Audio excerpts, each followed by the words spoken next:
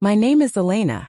I am 29 years old, and I live in a small room above a flower shop.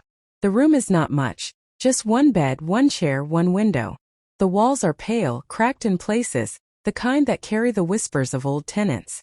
When I first moved here, I told myself it was only for a short while. That was 3 years ago. I am still here. The flower shop below is loud in its own quiet way. The street outside is busy, horns, engines, shouts of vendors in the market. But the shop itself carries another sound. The snip of scissors cutting stems, the rustle of wrapping paper, the occasional drip of water sliding down from a vase. It smells always of roses, lilies, and damp soil. Some people think that must be beautiful. Some days it is. Other days it feels like too much sweetness pressed against a hollow chest. I wake at 6 each morning.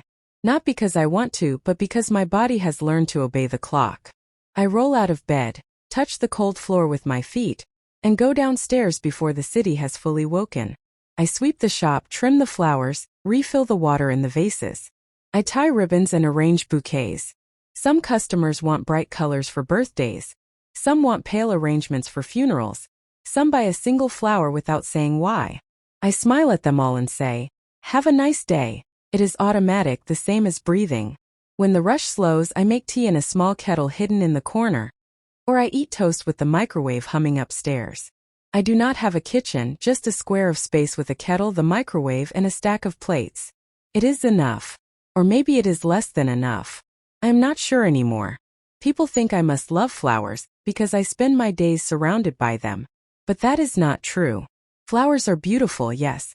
But beauty feels far away from me. What I feel most is tired. Not the tired that sleep can cure, but the tired that sits in your chest like a heavy stone. I was not always like this. Once I was happy. Once, I had my mother and a dream. When I was younger, my mother and I used to talk about opening a shop together. She loved growing flowers. Our small backyard was always full of colors, even in the early spring when nothing else bloomed. I loved pottery.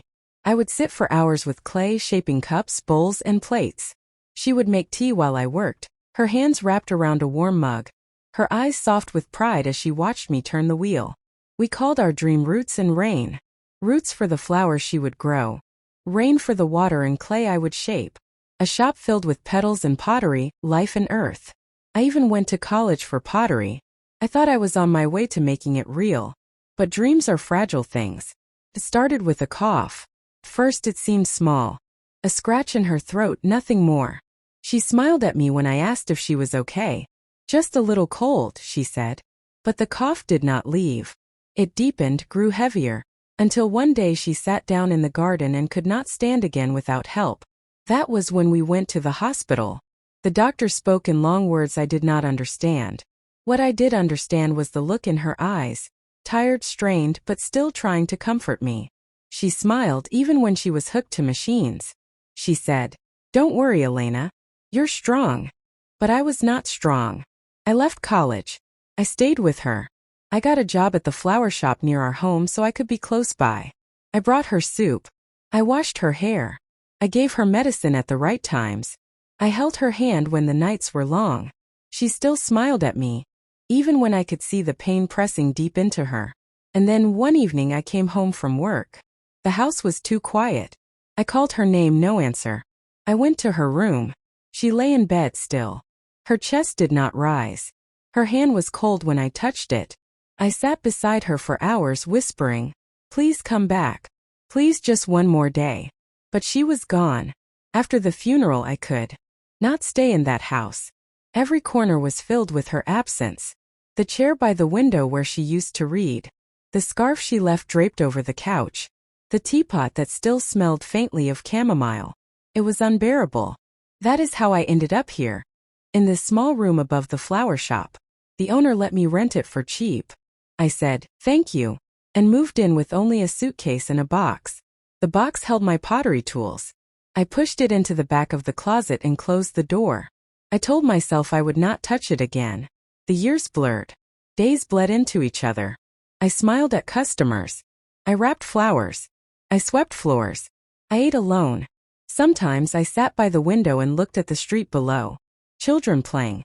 Couples walking hand in hand. Laughter spilling into the air. I felt like a shadow among them, alive but not living. And then one day it rained. I was cleaning the floor near the door when it opened. A man stepped in, his coat soaked, hair dripping. He held a wooden box under his arm. His face was tired but not unkind. He said, "Sorry, I just need to stand inside for a minute. It's raining hard." I looked at him. He did not look dangerous.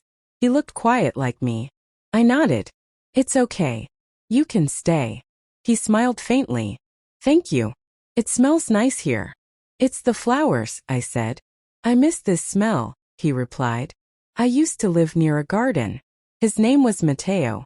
He was a carpenter. He had moved to the city from a small town by the sea. He said only, "The sea took too much from me." I did not ask more. He left after a few minutes and I thought I would never see him again. But the next day he returned, with a broken chair in his hands. "Can I fix this here?" he asked. "My room is too loud. Too many people. I like the quiet in this shop." I hesitated, then said, "Okay, put it in the back."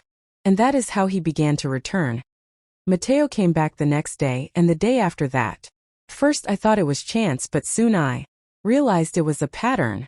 Each time he carried something small, an old frame with a splintered edge, a box with a broken hinge, a chair that wobbled on uneven legs.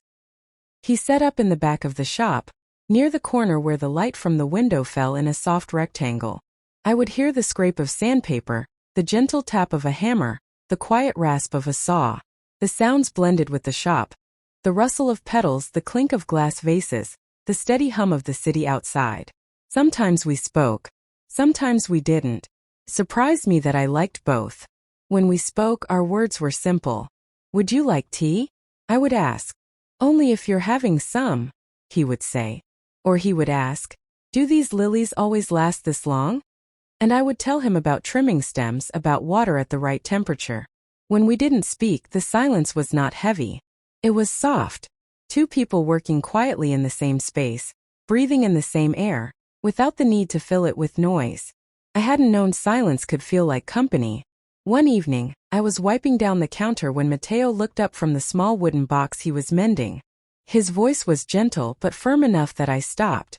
"You work with flowers," he said. "You work with life. That's beautiful." I froze for a moment, cloth in hand. Then I shook my head. "I don't feel beautiful. I just do what I must." He smiled faintly, not in disagreement but in thought. "Still, you give color to others, even when you feel gray inside." I couldn't answer. The words lodged in my chest. That night, upstairs in my small room, I cried. Not the heavy, breaking sobs of grief, but the quiet kind, like water slipping over stones. I hadn't cried in a long time. Later, I opened the closet door. The box was still there, buried behind old coats and shoes. I pulled it out. The pottery tools inside looked worn but familiar, like a part of me I had shut away. I touched them with hesitant fingers. The clay was dry and cracked. Else, something like the beginning of hope. Matteo brought me flowers that evening. He set them down gently beside the bowls. "These are for your shelf," he said. I looked at him. "Why?" He shrugged, a faint smile at his lips. "Because your bowls deserve company." I didn't know what to say. Instead, I arranged the flowers inside one of the larger bowls. The colors leaned against the rough clay. They did not look perfect, but they looked alive. Over the next weeks, the bowls multiplied. Some customers began to notice. A few bought them, carrying them away wrapped in paper. I started using small brushes to add faint colors, blue on the rim, green across the side. My hands grew steadier. My fingers grew strong again. And always Matteo was there, repairing something, drinking tea, sitting in silence. One evening, as we shared a pot of tea by the window, he spoke softly, almost to himself. "My daughter used to like the rain." I looked at him. His face was calm, but his voice carried weight. "She was 10, he continued. "She had a soft laugh. She liked red shoes and banana cake." I stayed silent. I felt that silence was what he needed. "She got sick one winter. We took her to the hospital. She never came home again." His voice broke just slightly on the last words. He kept his eyes on the street below. After that, my wife left. She couldn't stay. I couldn't ask her to. I wanted to say something, but words seemed too small. So I placed my hand on the table between us. He looked at me. I lost my mother, I said quietly. She was my only family. I thought I would never smile again. He nodded, his eyes softening. Then he said, "You saw me when I could not see myself. You helped me feel again." I swallowed hard. My voice trembled. "So did you." The bowls began to gather on the shelf in the back corner of the flower shop. At first I kept them hidden, embarrassed by their crooked edges and uneven glaze. But slowly I never breathed again. Every sound felt too loud. Every silence felt too empty. I tried to build things with my hands, but even wood felt heavy. I left the sea, the house, everything. I thought maybe the city would bury me. He glanced at me, his expression quiet. But then I walked into this shop. I swallowed hard, my throat thick. "I thought I had disappeared from myself too," I said. "But when you came, I began to feel again." He gave me a small smile. We found each other in the quiet. The bowls multiplied faster than I expected.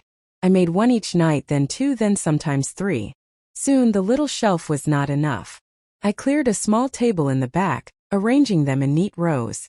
Some customers came just for the flowers, but others began asking for the bowls. A few asked if I could teach their children. First I hesitated, but then I remembered my mother's hands guiding mine when I was small. How she always said, "You don't have to be perfect. You just have to feel it." So I said yes. On weekends, children gathered in the back of the shop, their small fingers sinking into clay, their laughter filling the air. The bowls they made were lopsided, messy, but full of joy. I showed them how to press, how to smooth, how to breathe with the rhythm of the wheel. And for the first time in years, I laughed with them. One morning, as I walked home from the market, I noticed a sign on a shop window. "For rent. Small space. Good light." I stopped. The shop was empty, its white walls bare. Its wooden floor scuffed but strong. A large window looked out onto the street. I stood there for a long time, my heart thudding. It looked perfect, like the kind of place my mother and I once dreamed of. But then I shook my head and walked away. Not possible, I told myself. I didn't have the money. I didn't have the courage.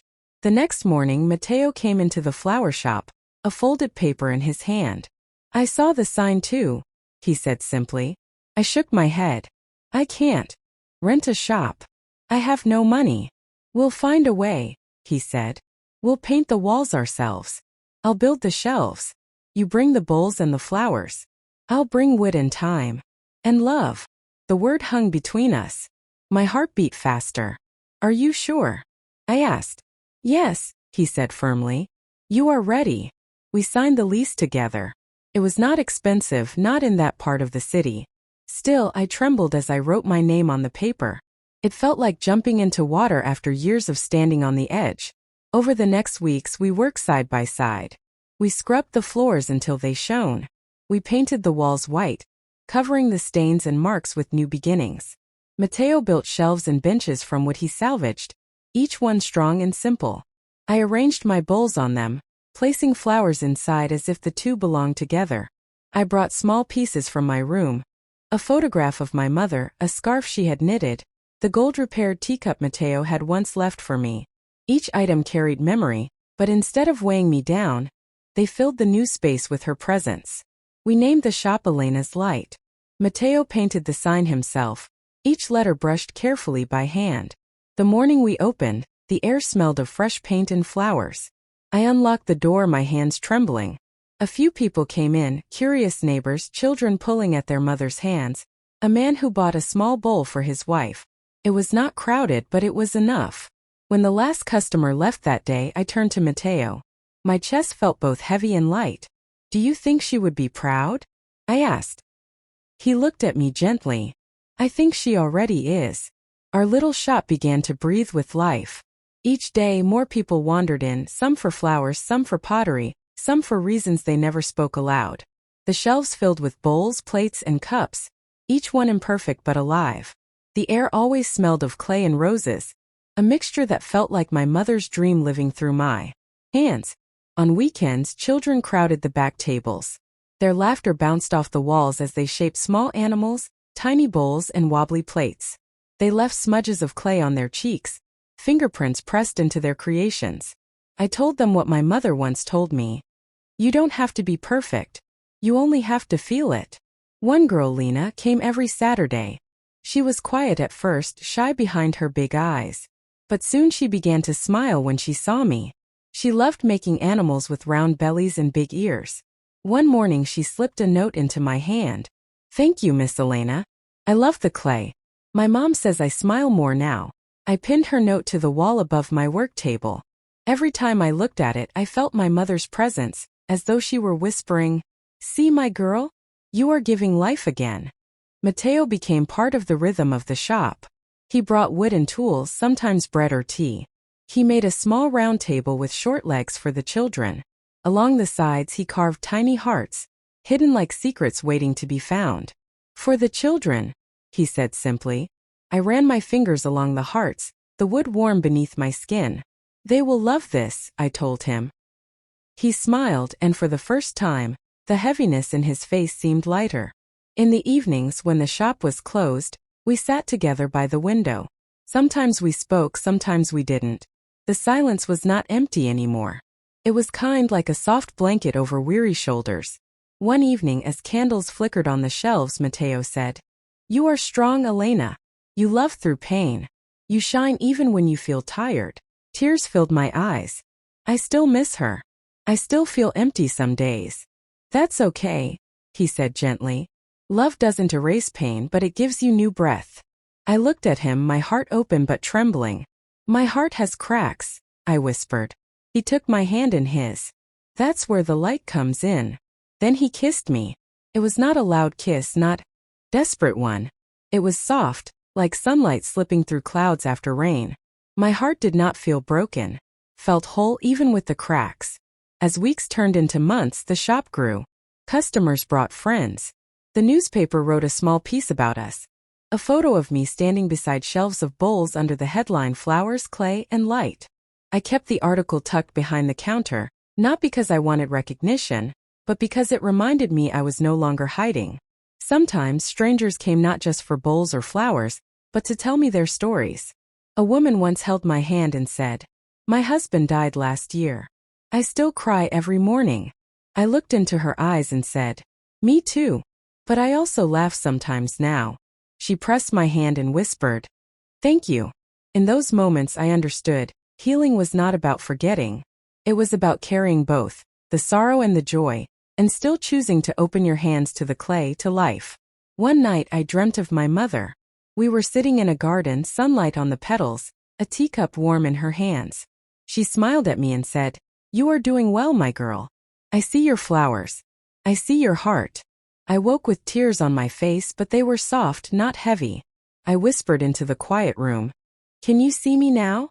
And I felt deep in my chest that she could. Later I wrote her a letter. "I miss you every day," I began. "But I'm okay now. I still cry, but I also smile. Mateo is kind. The children make me laugh. The clay makes me feel alive. Thank you for loving me. Thank you for teaching me to grow." I folded the letter and placed it in a small jar beside Lena's purple flowers. It sat on the shelf near her scarf, like a piece of her watching over us. The seasons turned. The studio walls filled with children's drawings, notes, and fingerprints. My shelves filled with bowls, some lopsided, some painted with clumsy strokes of color, all of them beautiful in their imperfection. In the market, people began to greet me by name. I walked with Mateo through the stalls, our arms sometimes brushing, and I felt a kind of peace I hadn't thought possible. We didn't talk about forever. We talked about today, about bread still warm from the oven, about what color the sky looked over the rooftops, about how many daisies bloomed in spring. And today was enough. At night I still sit by the window sometimes. I still look at the sky and whisper, "Do you see me now?" But the difference is this. I no longer feel alone. I feel full. I feel strong. Not because I have everything, but because I am still here. Still trying. Still loving. Still growing. If someone asked me, "How did you heal?" I would say this. I made one bowl, then another. I cried when I needed to. I let someone hold my hand. I opened the door when it felt safe. I let the light come in slowly. And now I live with clay on my hands, flowers near the window, love in my heart, and Mateo by my side. The cracks remain. They always will. But through them the light shines.